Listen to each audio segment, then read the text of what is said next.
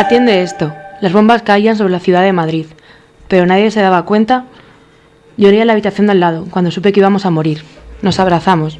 Me preguntaste qué pasaba y yo no dije que estábamos en el programa de la muerte, sino que íbamos a iniciar un viaje. ¿Qué somos? ¿Hormigas? ¿Abejas? ¿Cifras equivocadas en la gran sopa podrida del azar? Somos seres humanos, casi pájaros, héroes públicos y secretos.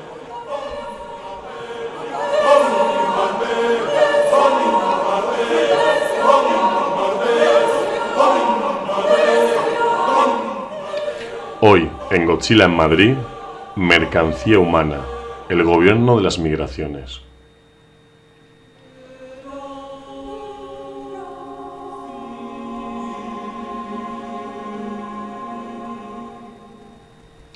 Bueno, pues una vez más estamos aquí en Godzilla en Madrid, el programa de la Asamblea Antimilitarista de Madrid, MOC, y hoy tenemos una invitada que vendrá a hablarnos de temas de migraciones. Es Irene y pertenece a la comisión CIE, Ferrocarril Clandestino. Buenas, Irene.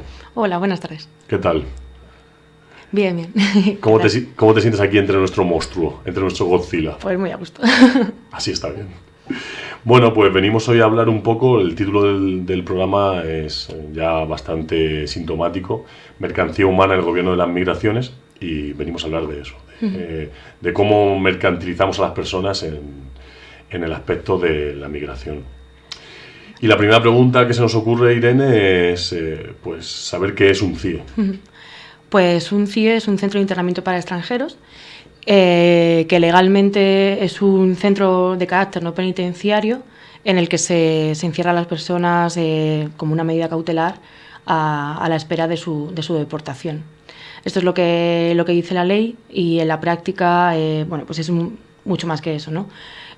Aunque digan que es un centro de carácter no penitenciario, es bastante similar a una prisión, con algunas diferencias obviamente, pero sí que hay una privación de libertad absoluta, y bueno, pues igual que ocurre en las cárceles, pues también hay unas situaciones de falta de derechos o de vulneraciones de derechos bastante graves, ¿no?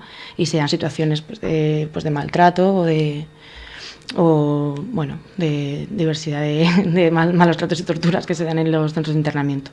Sí, dime. Y quizá, además, con el agravante de que la gente que está ahí está por una falta administrativa. Eso. No es nada más. Sí, como puntualizar que se establece que sea una medida cautelar solamente para efectos de garantizar esa deportación, pero las personas que están ahí simplemente tienen una falta administrativa, no han cometido ningún delito. No es que defendamos que en ese caso debieran estar ahí, pero no tienen una falta administrativa, como podría ser una sanción de tráfico o algo así. Y no, luego además también las cifras, ¿no?, nos demuestran que tampoco las personas que pasan por el CIE después son deportadas. De la misma manera que también demuestran que, igual que el gobierno ha defendido en algunos momentos como el internamiento de las personas, porque sí que según ellos son detenciones cualificadas, pues sí que vemos que las cifras tampoco avalan esta teoría, ¿no? Sí. Además, además de en los centros de internamiento de extranjeros, quizá haya hasta menos garantías de legalidad que en las cárceles, o quizás en sitios más opacos para la entrada de gente externa. Claro, los centros de internamiento aparecieron con la ley de extranjería en el año 85, también con la entrada de España en la Unión Europea, y han estado hasta este año pasado regulados por una orden ministerial, que es algo de un rango legislativo bastante inferior a lo que debería ser. Y en marzo se aprobó el reglamento de régimen interno de los CIES. Y bueno, no hemos visto tampoco ninguna modificación en las condiciones de los CIES, y como comentabas también, pues se caracterizan sobre todo por una gran opacidad, ¿no? No sabemos las organizaciones que trabajamos alrededor de los CIES o las personas que pueden tener algún familiar o algún amigo, no saben lo que está pasando realmente, y también se caracterizan por bastante arbitrariedad. Nosotras, por ejemplo, hacemos visitas a los centros de internamiento, a las personas que están dentro, y pues no sabemos muy bien ni cuánto tiempo nos van a dejar visitar, ni en qué condiciones, de la misma manera que las personas que están internadas tampoco saben cuáles van a ser las condiciones de su internamiento, ni la determinación de ese internamiento, que también eso provoca un malestar también bastante grande, ¿no? Sí, claro, la incertidumbre, la indefensión. Bueno, ahora mismo hay en marcha una campaña estatal para el cierre de los CIES. Cuéntanos, ¿con qué estáis haciendo? ¿Quiénes sois? Pues la campaña estatal por el cierre de los CIES empezó a surgir hace 3 años, cuando varias organizaciones que trabajamos el tema de migraciones, centros de internamiento y demás, pues planteamos la posibilidad de hacer un encuentro estatal, ¿no? El primero se hizo en Valencia, luego el siguiente fue en Barcelona y este último año fue en Madrid. Ahora tenemos en diciembre el siguiente en Asturias. Y bueno, a partir del último, los primeros fueron un poco más pues de conocer nuestro trabajo, de ponerlo en común. Y poco a poco hemos ido tejiendo una red a nivel estatal que se ha materializado en este último año en una campaña estatal por el cierre de los CIES, en la cual estamos haciendo diversas acciones, entendiendo un poco no solamente los centros de internamiento, sino también entendiendo todo el ciclo represivo que hay en torno a la migración, ¿no? Desde la frontera a las redadas racistas, los centros de internamiento y las propias deportaciones con las que acabaría el ciclo. Y bueno, también la campaña estatal está formada por colectivos como Tanquem els CIES, CIES No Valencia, SOS Racismo Madrid, la Comisión CIE de Ferrocarril Clandestino y la Ruta contra el Racismo, por ejemplo, y intentando también pues sumar a más compañeras de otros territorios. Bueno.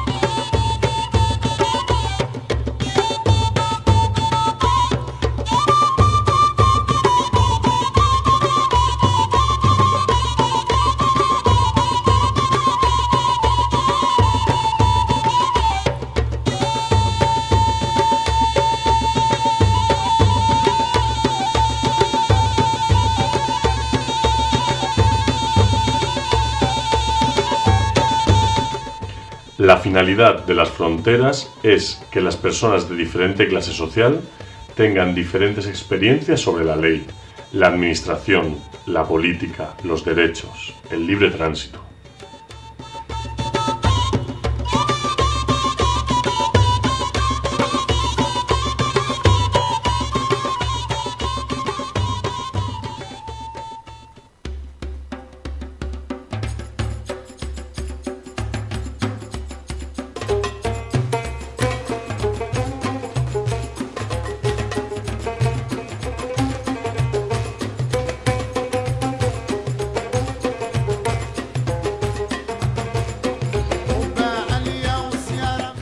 Bueno, y ahora creo que es ineludible que hagamos un viaje hacia las fronteras del Estado español en particular y a Melilla. Vamos a ese lugar porque quizá en Melilla se representa la síntesis de lo que son los lugares de frontera, de lo que es la política contra la inmigración, y quizá es una imagen muy buena de lo que supone o lo que representa el concepto de la Europa fortaleza.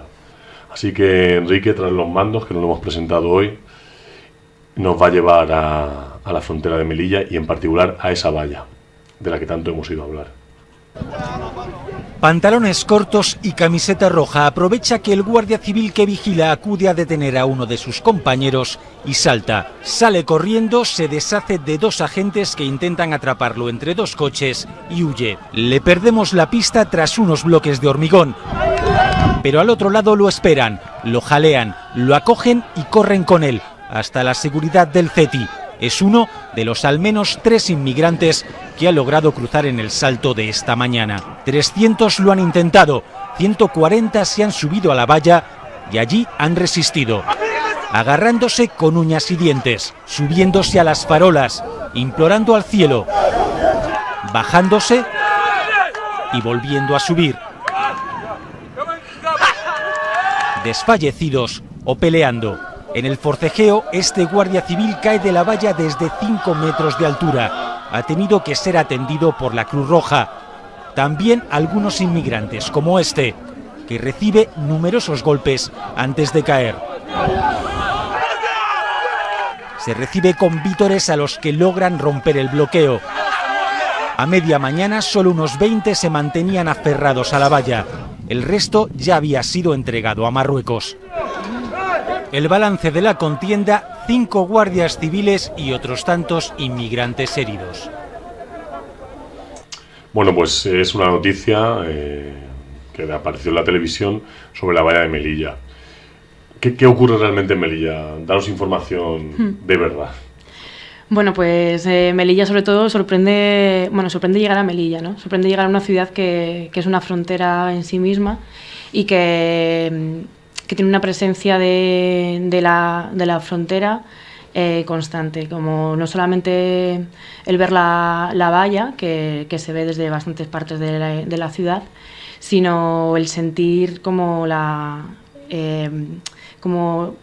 presencia, ¿no? Sin más, y la violencia que hay también en la ciudad. Y bueno, la ciudad de Melilla se configura también de una forma bastante especial, porque mucha de la población que vive en Melilla pues son funcionarios y muchos de ellos pues de los cuerpos y fuerzas de seguridad del Estado. Además es una de las ciudades con mayores índices de desempleo y pues contrasta, ¿no?, una cosa con la otra. Y también pues un poco la polarización, ¿no?, de la ciudad entre las personas que llegan a Melilla y se encuentran ahí en el CETI, del que luego hablaremos, pues que se encuentran ahí por años, 1 año, 2 años, y que no tienen pues nada que hacer porque se les ha ido poco a poco reduciendo las posibilidades de subsistencia, de ganarse la vida, porque bueno, pues si bien antes podían limpiar coches en los semáforos o hacer algún tipo de actividad, pues eso cada vez se va cortando más, ¿no? Y entonces, pues por un lado está esta realidad y por otro lado está la realidad de la gente que vive aparentemente ajena a todo lo que pasa en una ciudad tan pequeña como es Melilla. La gente, como ya hablas de la gente de la calle, la situación que vivisteis en Melilla, ¿qué posición tiene la gente de la calle con respecto al CETI y a la valla? ¿Se sienten asustados o invadidos? ¿Están en contra de que haya migraciones? ¿Realmente tienen sensibilidad acerca del calvario que sufre toda la gente migrante? Pues bueno, no te puedo decir así como, te puedo decir un poco mi sensación, ¿no? Lo que a lo mejor hemos hablado con algunas personas o lo que nos llega un poco por ahí. La gente sí que tiene presente lo que ocurre en la frontera. Y por un tema de humanidad, ¿no? Sí que les parece deplorable, ¿no?, lo que está ocurriendo con las personas, ¿no?, a nivel de violencia y demás, pero también tienen miedo, porque los medios de comunicación transmiten todo el rato ese mensaje del miedo, ¿no? Pues el mismo que nos han transmitido durante un montón de tiempo con las personas migrantes, pues además ahora se está vendiendo una imagen de la persona que salta la valla poco menos que un animal, ¿no? Entonces esa información y esa imagen también está calando a las personas que viven allí y bueno, sobre todo ahora últimamente con el discurso del ébola ya pues viven con ese miedo pues también es como un poco el miedo a lo desconocido y el miedo a lo que les están diciendo que pasaría o que pasa si las personas migrantes aparecen ahí. Me gusta que hayas sacado el tema del miedo de los mass media, porque tenemos justamente un documento para afianzar esto, para reforzar esta tesis. Frontera de Beniensar, en Melilla, a punto de arrollar a los agentes y a toda velocidad un coche salta los controles policiales. A bordo 9 inmigrantes.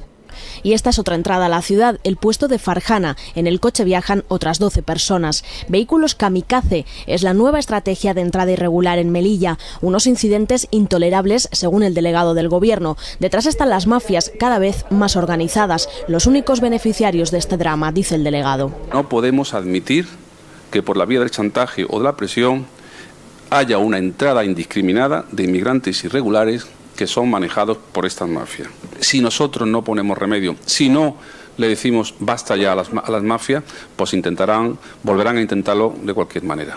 Por eso ya han tomado medidas en los puestos fronterizos. Se ha duplicado el número de agentes y han colocado obstáculos para evitar nuevas embestidas de coches kamikaze. Los 21 inmigrantes que entraron a bordo de los vehículos ya han sido devueltos a Marruecos por un acuerdo entre los dos países. Bueno, después de oír esto ha quedado muy claro la tesis que mantenías de que los medios de comunicación alientan el miedo entre la población, criminalizan a las migrantes y a los migrantes. Y justamente mientras escuchábamos este vídeo a micrófono cerrado, este audio más bien en la radio, me comentabas la imagen parcial que dan los medios de comunicación. Sí, los medios de comunicación, bueno, pues sobre todo los más media, ¿no? Están poniendo el foco en la valla, dándole una importancia que no la tiene, de la misma manera que anteriormente pues lo hicieron con las entradas por mar. Y sabemos que el mayor número de entradas al Estado español se producen por puestos fronterizos habilitados, como pueden ser los aeropuertos. Y esa visibilización de la valla hace que otras realidades no se conozcan, o sea, a nivel de protección, ¿no? Desconocemos entonces, por ejemplo, qué pasa con las mujeres, que también si queréis luego hablamos de ello. O sea, qué pasa con las mujeres que no están pasando por la valla. Las mujeres no son las que saltan la valla, ¿no? Entonces, toda esa realidad se está ocultando y se está invisibilizando, dándole toda esa importancia a la valla. Bueno, hicisteis un informe, la Comisión CIE Ferrocarril Ferrocarril Clandestino, junto con otras organizaciones, hizo un informe de observación de derechos humanos que se tenía como título Vulneraciones de derechos humanos en la frontera sur de Melilla. Bueno, ¿quiénes estáis implicados en este informe? Y como una impresión muy general de lo que fue este proceso. Pues mira, este proceso surgió porque como por segundo año se organizó un encuentro Frontera Sur en Melilla que organiza PRODEIN, que es la Asociación de Protección de Derechos de la Infancia, invitadas por José Palazón, que ya nos había invitado el año anterior para que conociéramos un poco lo que estaba ocurriendo en Melilla. Pues este segundo año nos volvió a invitar. ¿Quién es José Palazón? José Palazón es una de las personas que está denunciando con mayor fuerza y desde hace bastante tiempo todo lo que está ocurriendo en Melilla. Él trabaja en PRODEIN y bueno, y empezó pues por ahí con los derechos de la infancia y al final pues acabó siendo un defensor de los derechos humanos, de lo que está ocurriendo allí.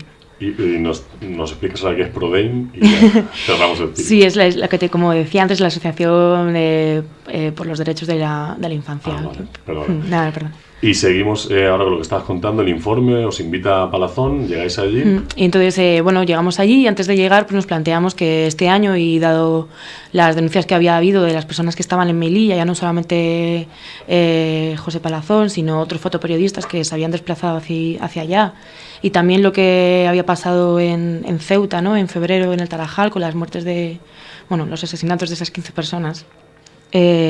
decidimos que, bueno, pues que era un momento de dar un paso más y de no quedarnos simplemente en hacer un encuentro para nosotras, sino también utilizar la figura de la Observación de Derechos Humanos y hacer una comisión de observadores y observadoras de derechos humanos que posteriormente hiciera un informe denunciando todo lo que hubiéramos visto allí y todas las denuncias que nos hubieran trasladado otras organizaciones, para luego ese informe poder elevarlo a organismos internacionales como podrían ser el Subcomité de Prevención de la Tortura o el Comité de Prevención de la Tortura de Naciones Unidas. Y esta comisión de observación estaba formada por la campaña estatal por el cierre de los CIES, por el Grupo de Acción Comunitaria, por el Observatorio del Sistema Penal y Derechos Humanos de la Universidad de Barcelona y bueno, pues por la Coordinadora Estatal para la Prevención de la Tortura, ¿no? Porque íbamos un poco también con la idea de denunciar y hacer especial hincapié a eso, a los malos tratos y las torturas que están viviendo allí, ¿no? Bueno, una cosa que se ha oído mucho estos días, bueno, o estos meses más bien, es el tema de las devoluciones en caliente. A ver si nos explicas un poco qué son. Y parece ser, o parece que queda claro que es una práctica ilegal, pero no sabemos qué son exactamente. Sí, las devoluciones en caliente, o mejor dicho, devoluciones ilegales, ¿no? Son estas devoluciones que, bueno, se oían un poco en el audio, estas devoluciones que hacen los cuerpos y fuerzas de seguridad españoles, la Guardia Civil y la policía, de personas que están en la valla, ¿no? Y las bajan de ahí y sin respetar todos los derechos que asisten a las personas cuando llegan al Estado español, como podría ser el derecho a un intérprete o a una asistencia letrada, a poder solicitar asilo o refugio, todo eso, o a un reconocimiento médico, todos esos derechos se vulneran y a esta persona automáticamente se la mete por una puerta de las que hay en la valla. Hay como varias puertas en la valla, ¿no? Pues a través de esa puerta se la pasa a lo que supuestamente se defiende como Marruecos, ¿no? Y una vez en Marruecos, la policía marroquí o las fuerzas auxiliares, que los llamados salis, tienen total libertad para hacer lo que quieran con ellos, ¿no? Y bueno, pues... Sí, al hilo de lo que comentabas, simplemente voy a citar como 3 artículos que prohíben determinadas prácticas. Y uno de ellos es la prohibición contra la devolución, se recoge en el artículo 33.1 de la Convención de Ginebra. Luego hay un convenio europeo para la prevención de los derechos humanos y libertades fundamentales, que en su artículo 3 dice: nadie podrá ser sometido a tortura ni a penas o tratos inhumanos o degradantes. Y la Convención contra la tortura y otros tratos o penas crueles, inhumanos o degradantes, en su artículo 3.1, prohíbe a los Estados expulsar, devolver o extraditar a otro Estado a una persona cuando haya razones fundadas para creer que estaría en peligro de ser sometida a tortura. Bueno, parece que España devuelve, como comentabas, a los migrantes a Marruecos en devoluciones en caliente, que de por sí son ilegales, pero que esta ilegalidad se acrecienta o se encarniza en el hecho en el hecho que se funda al saber la policía española que la policía marroquí maltrata y tortura a los migrantes, ¿no? Sí. Después de decir todo esto, ¿qué papel real juega el derecho internacional? ¿Lo podemos usar para denunciar? ¿No lo podemos usar? ¿Es realmente papel mojado? Pues bueno, el derecho internacional tiene varios mecanismos, ¿no?, de denuncia.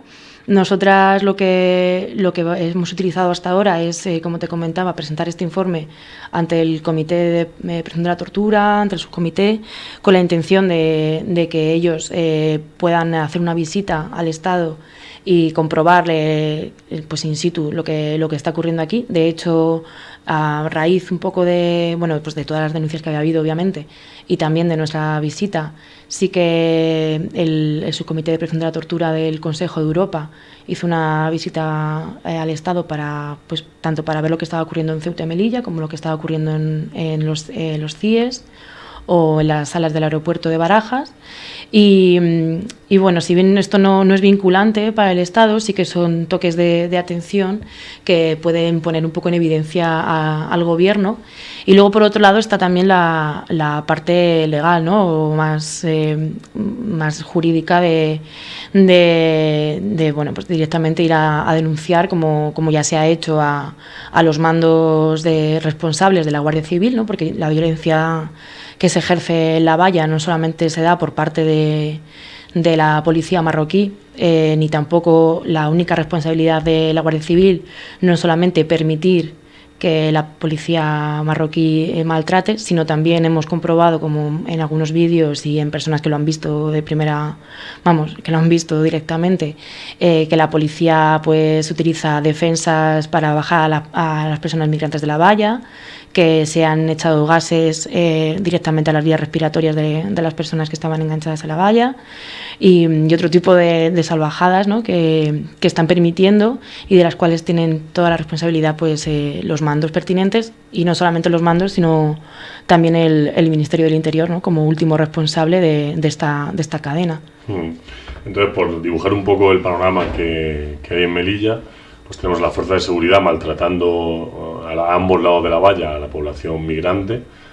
Luego tenemos una visión muy parcial porque solo nos enseñan la valla y hay otras formas de entrada por donde entra más gente. Tenemos las devoluciones en caliente y tenemos una situación de vulneración continua de los derechos humanos y del derecho internacional. Así que, habiendo esbozado este panorama, nos vamos a oír un poquito de música y a relajarnos. Y Enrique, no sé qué sorpresa nos tiene preparada, pero seguro que algo de nuestro agrado.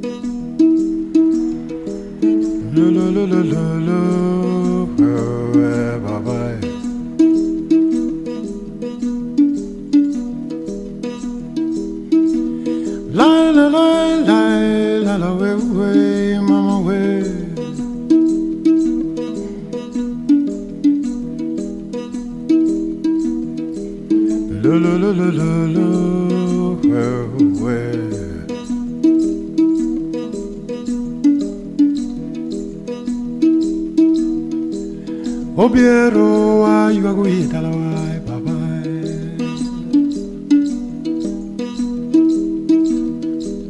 Obiero wanto wane wa ayu aguita la wai baba.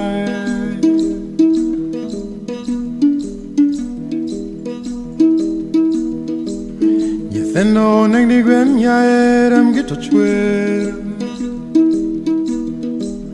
Yetheno neng di gwen baba ero rem gito chwer.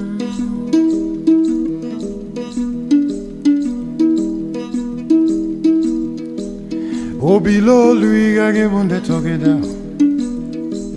Obilo lui gage bunde toke down, papai. Ondiega boro erolo onindara nenerabat. Ondiega boro erolo onindara nenerabat. Maui, baba boy, aui, baba boy, aui, baba boy.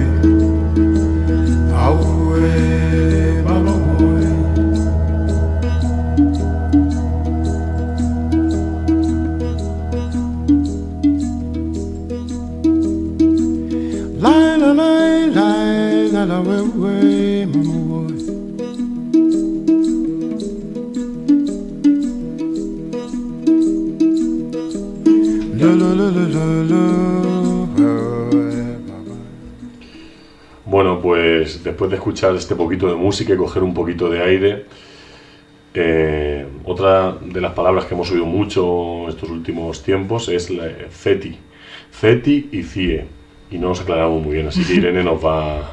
Vale, pues bueno, un CETI es un centro de estancia temporal de inmigrantes, están solamente en las ciudades autónomas de Ceuta y Melilla, y principalmente, bueno, es el lugar al que llegan las personas que llegan por Ceuta, por Melilla, ¿no? Que llegan a territorio español y llegan ahí. La diferencia principal entre un CETI y un CIE es la privación de libertad.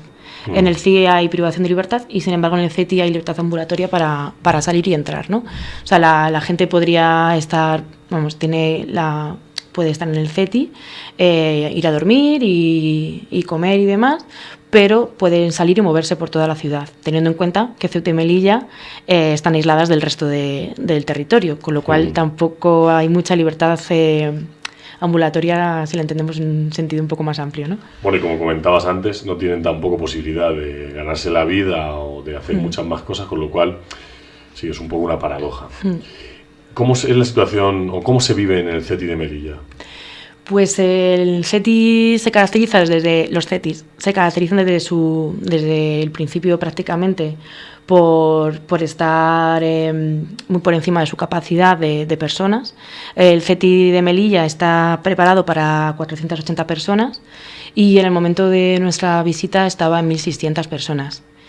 Esto es importante porque determina mucho el uso que se hace de los espacios, determina, por ejemplo, que módulos que estaban creados en un principio pues para formación o educación, porque bueno, también puntualizar que en el CETI no solo, o sea, que en el CETI llega todo el mundo, llegan hombres, mujeres, niños, familias, menores no acompañados, o sea, menores no acompañados, no, menores, o sea, como un poco de variedad. Entonces, todos esos niños y niñas que llegan con sus padres, pues deberían tener un módulo, por ejemplo, para educación.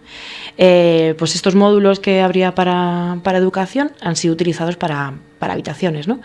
Y eso también significa que esas habitaciones no reúnen las condiciones adecuadas y así un poco pues con todas las instalaciones del CETI, ¿no? Las instalaciones al final están sobrepasadas, no solamente están sobrepasadas las instalaciones, sino las personas que trabajan en el CETI, de manera que no se puede dar una asistencia adecuada ni psicológica, ni médica, ni siquiera las trabajadoras sociales o el resto de personal que está allí puede dar una atención adecuada, que no hay un espacio, por ejemplo, de privacidad para que pueda haber una entrevista entre el personal trabajador del CETI y las mujeres, por ejemplo, posibles víctimas de trata, con lo cual, bueno, esto luego igual también le hablamos un poco, pero pues ahí limita, ¿no? Limita bastante y también limita la posibilidad de hacer, por ejemplo, un tratamiento adecuado a posibles situaciones de violencia que se hayan vivido y hacer una atención psicológica adecuada, por ejemplo. Las personas trabajadoras del CETI, ¿qué relación tienen con las personas internas? Es decir, ¿hay una relación de superioridad? Bueno, supongo que cada persona tendrá un tipo de relación, pero así, de forma general, ¿hay un buen trato de parte de los trabajadores y trabajadoras del CETI a la población migrante? Pues bueno, no te puedo decir exactamente si hay un buen trato por parte de las trabajadoras de las organizaciones que entran en el CETI. Es verdad que hay personas que están entrando en el CETI de algunas organizaciones que hacen muy buen trabajo.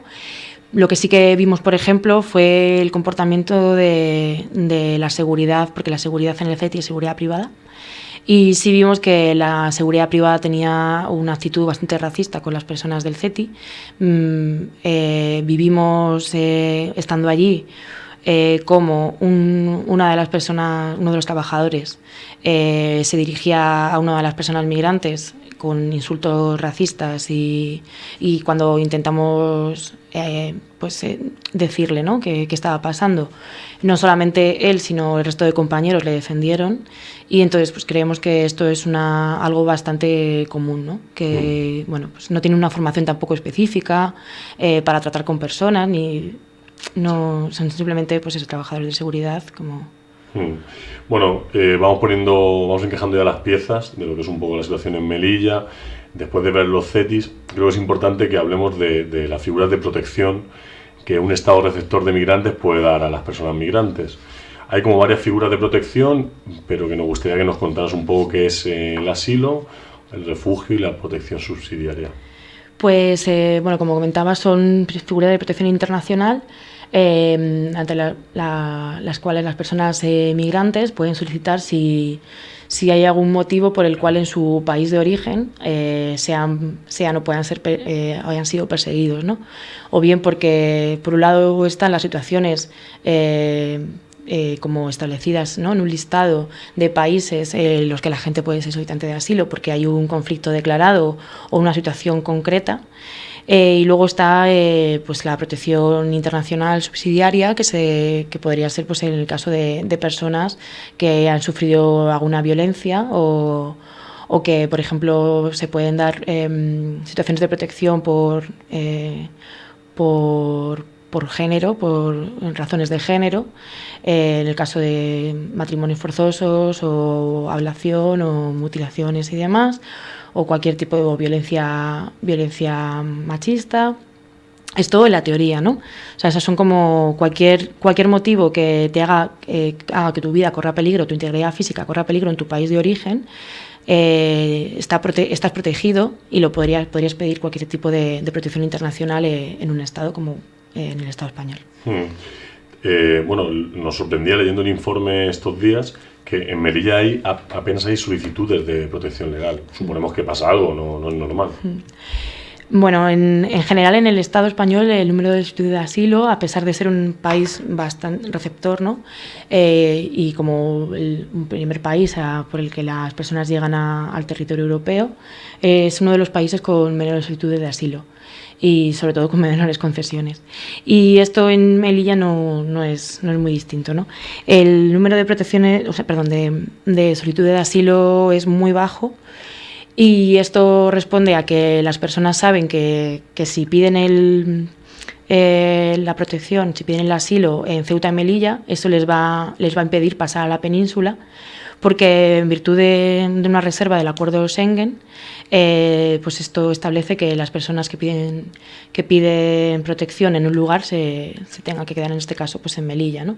Y como comentábamos antes, el tiempo más o menos para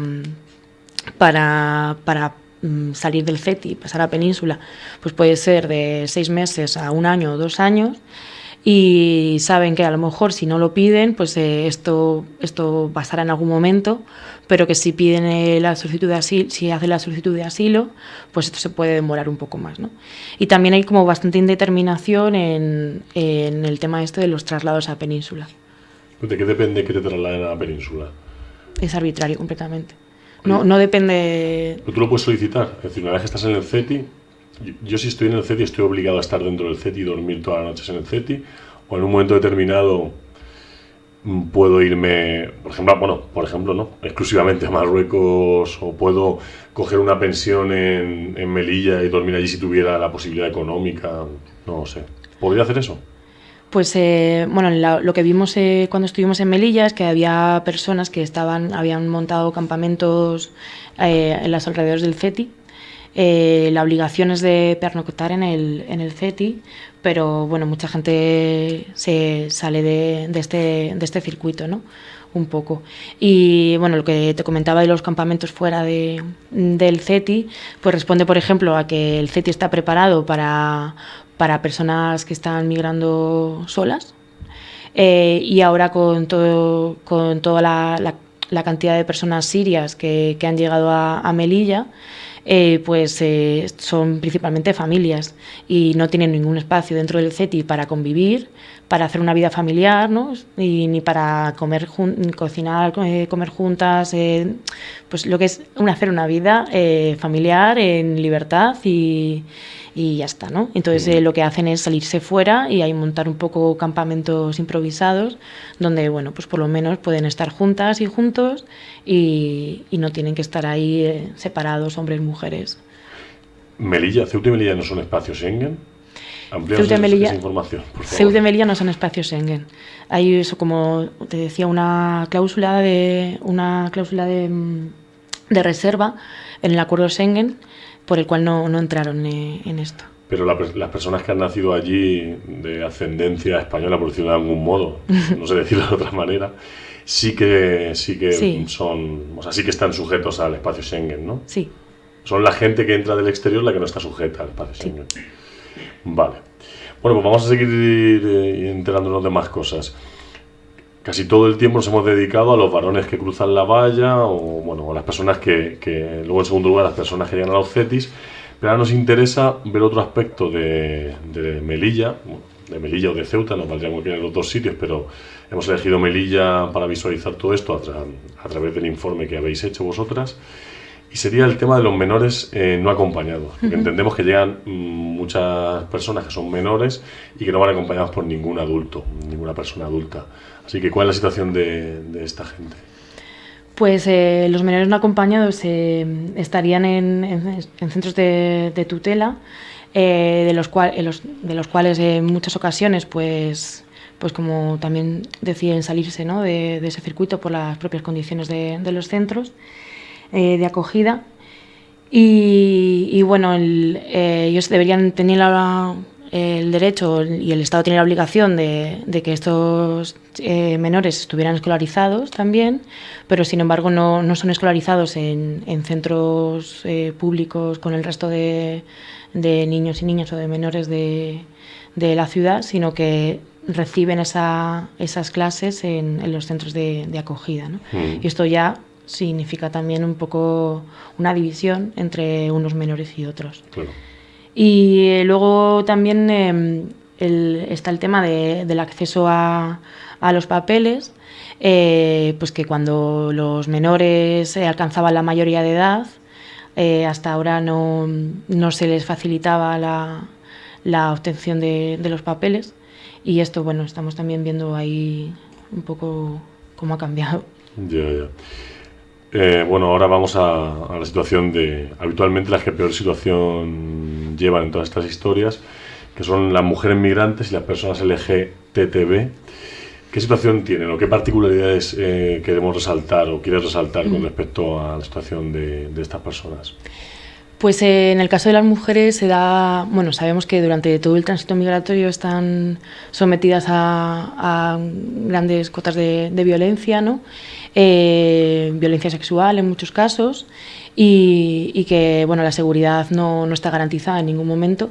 Cuando llegan a Melilla o a Ceuta, pues esto tampoco cambia.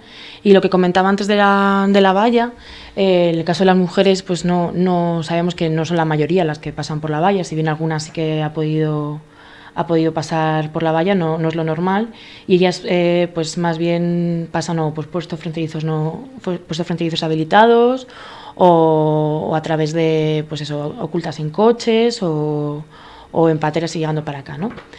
Y en el caso de las mujeres, una cosa que nos llamó bastante la atención era el caso de las porteadoras, que vimos que son mujeres que se dedican, cuyo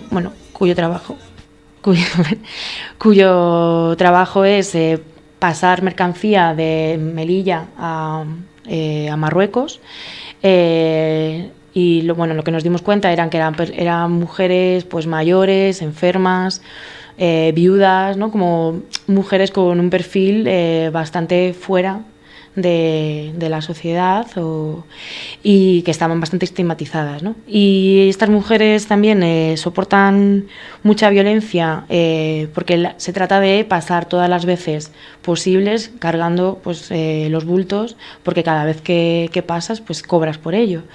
Y entonces había bastante violencia por parte de la Guardia Civil o de la policía, que decide cuándo abre, cuándo cierra el puesto fronterizo, que decide organizar la fila a su antojo y para ello utilizar también las defensas, ¿no? Y a base de golpes, y no solamente ellos, sino también el resto de personas que quieren pasar la valla. Qué curioso que se llamen defensas cuando lo último que hacen es defender, ¿no? No, digo que son estas paradojas de los nombres, de nombrar las cosas. Como no las nombramos habitualmente nosotras, sino que nos las dan nombradas, surgen estas paradojas, sí.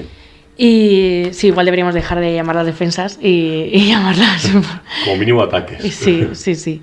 Y pues con las mujeres además también ocurre que muchas de las mujeres que están en el CETI son víctimas de trata o posibles víctimas de trata, y como comentaba antes, no hay una detección, no hay un protocolo adecuado de detección de la trata por parte de los trabajadores de CETI, ni siquiera, por supuesto, por los guardias civiles o por las personas encargadas, ¿no?, supuestamente de la seguridad. Y en el caso, porque la protección por trata se puede dar por la ley, como protección asilo por ser víctima de trata, o si no también la ley de extranjería establece una protección por este motivo. Lo suyo sería que se les concediera la protección, el asilo por trata, Y sin embargo, cuando solicitan el asilo, siempre se les remite al artículo 59 bis de la Ley de Extranjería, que supedita esa protección a que ellas denuncien a la red y que ayuden al desmantelamiento de la misma, con todo lo que eso supone para su seguridad, ¿no? O para, más bien, su inseguridad. Claro. La suya, la de su familia en el país de origen, o si han venido con familia aquí, exactamente lo mismo. Y esto es una parte de lo que pasa con las mujeres. Luego hay muchos más derechos, por ejemplo, teniendo en cuenta la violencia sexual que han vivido, que en algunos casos llegan embarazadas, se pueden dar interrupciones del embarazo. No hay un acceso a una interrupción voluntaria del embarazo dentro del CETI. En los casos en los que se le pueden dar interrupciones del embarazo, pues tampoco existen las garantías adecuadas para que haya un control y esto se lleve bien. Todo lo que tiene que ver con la salud sexual y reproductiva de las mujeres no existe en el CETI. Y luego, por ejemplo, pasando también al tema de las personas LGTB, lo que ocurre es que son personas que a lo mejor en algunos casos han huido de sus países por situaciones de discriminación, y dentro del CETI, o sea, entendiendo el CETI como una microsociedad, dentro del CETI se tienen que enfrentar a esas mismas actitudes, a esos mismos insultos, a esas mismas situaciones de las que vienen huyendo, ¿no? Tampoco hay una protección para ello, hasta el punto de que muchas veces se han tenido que ocultar las personas las garitas de los vigentes de seguridad, porque han sentido miedo o se han sentido amenazados y han tenido que ocultarse ahí, ¿no? Bueno, pues vamos a poner un poquito de música, volvemos a coger una buena bocanada de aire y seguimos.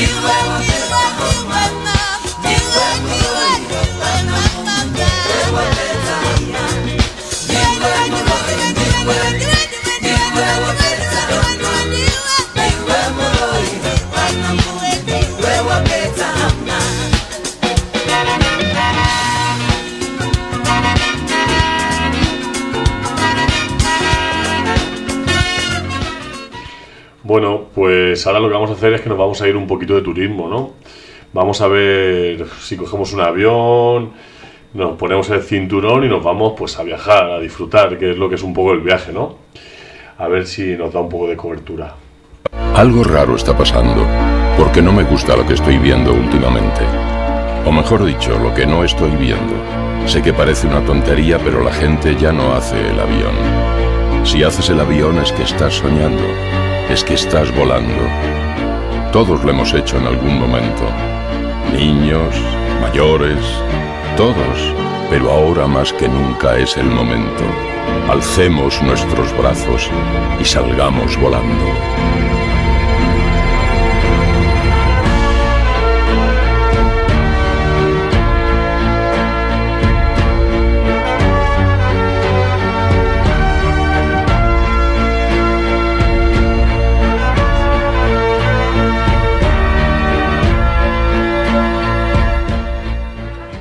Bueno, qué pena que no nos hayáis visto, porque nos hemos levantado, hemos tenido que abrazarnos, porque nos hemos emocionado las tres personas que estamos aquí. Ha sido precioso, ¿eh? Muy bonito ha sido esto. Bueno, pues poníamos este spot de Air Europa para hablar de un tema que veremos que está muy relacionado, como son los vuelos de deportación. Irene, ¿qué pasa? ¿Qué son los vuelos de deportación?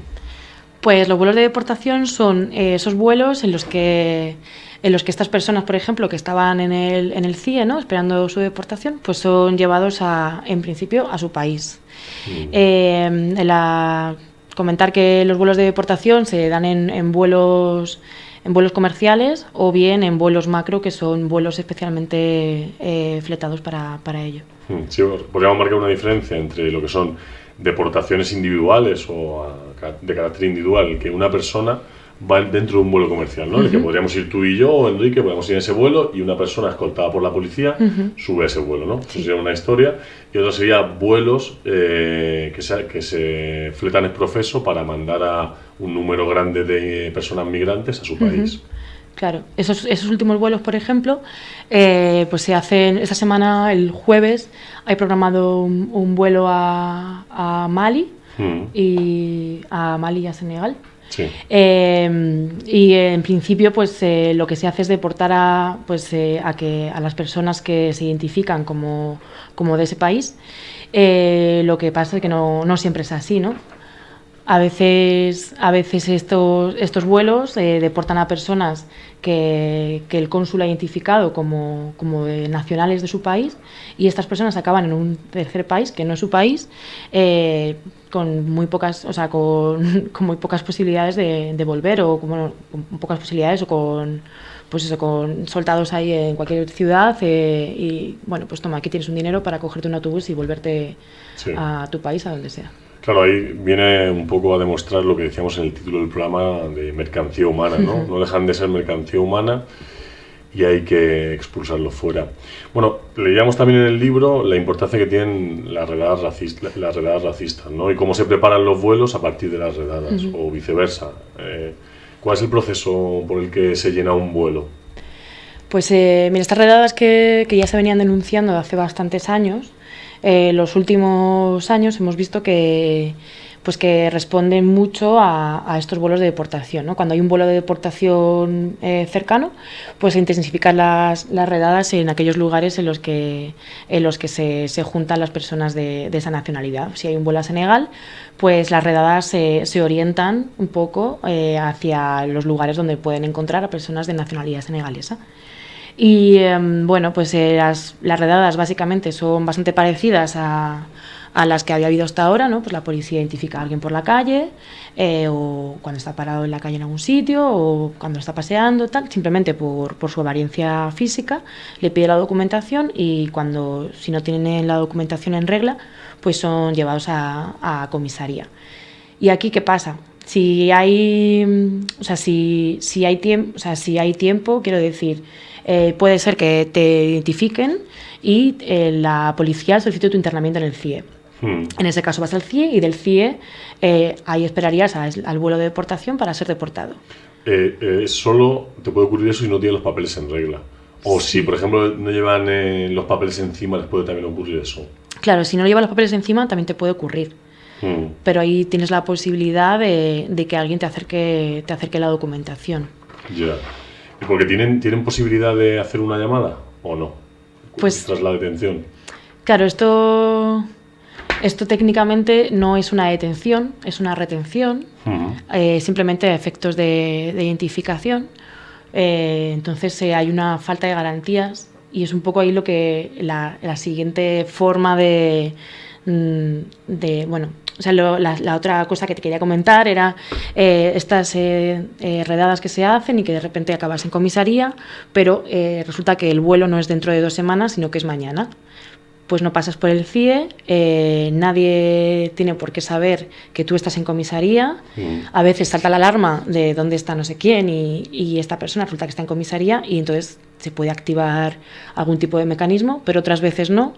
Y no hay derecho a un abogado, hay una falta absoluta de garantías. Y esto también es otra cosa que, bueno, pues que estamos viendo para empezar a denunciar y empezar a visibilizarlo, ¿no? Y a que se sepa. Bueno, ¿qué empresas realizan estos vuelos? Los vuelos de deportación, o sea, el Estado español tiene convenio con Air Europa y con Swifter, ¿no? Entonces, son las compañías que operan estos vuelos. Por un lado están, pues eso, sobre todo los vuelos comerciales que los montan en esto de esas compañías, y luego de los vuelos macro, pues igual también hay vuelos a Marruecos, hay vuelos a Senegal, a Mali, así como a varios países. Y nosotros lo que estamos planteando es una campaña de boicot a estas compañías, ¿no? A Air Europa y a Swifter, y no solamente a Europa, sino a Globalia, que es el grupo empresarial en el que está Air Europa, ¿no?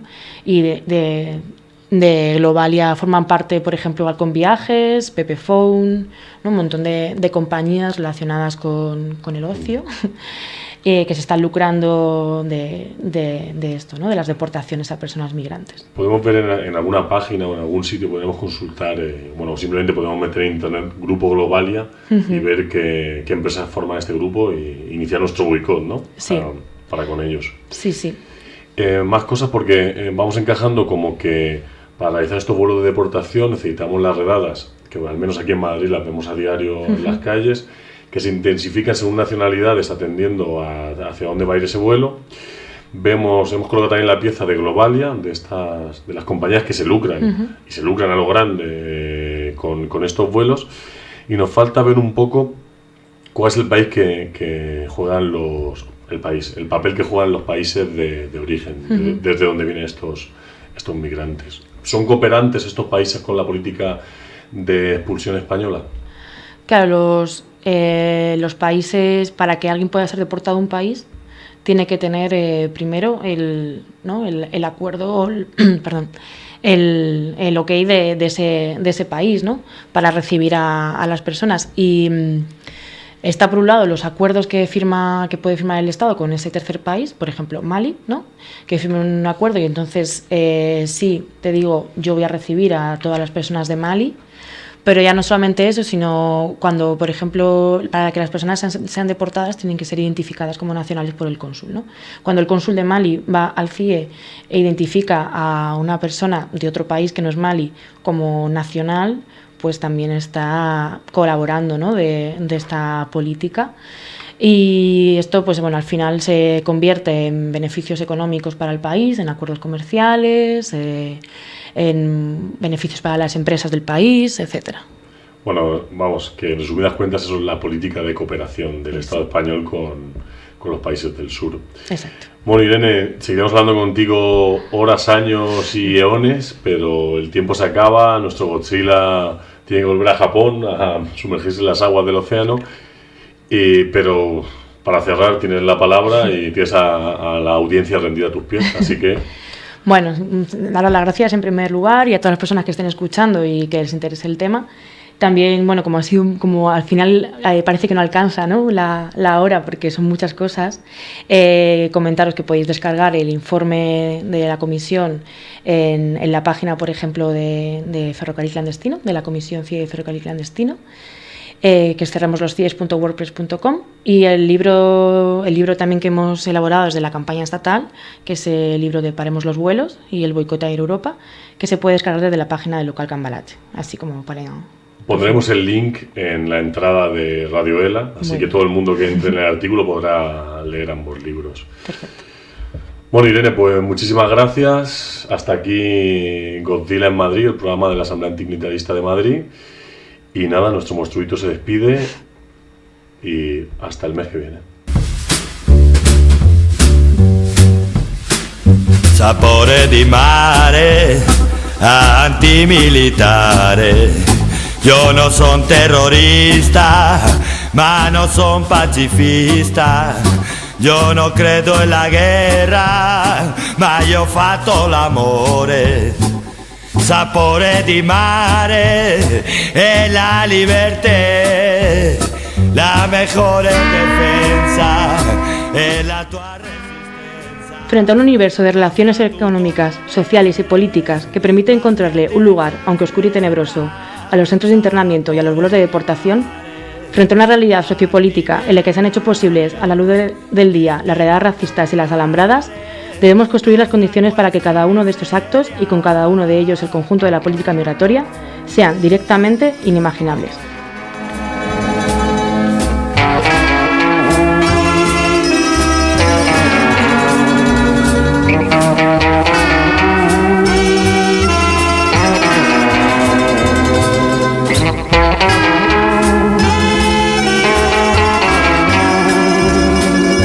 Controlan las calles y nos cierran los bares, nos confiscan las cosas que ellos creen ilegales y nos joden la fiesta sin hacer mal a nadie.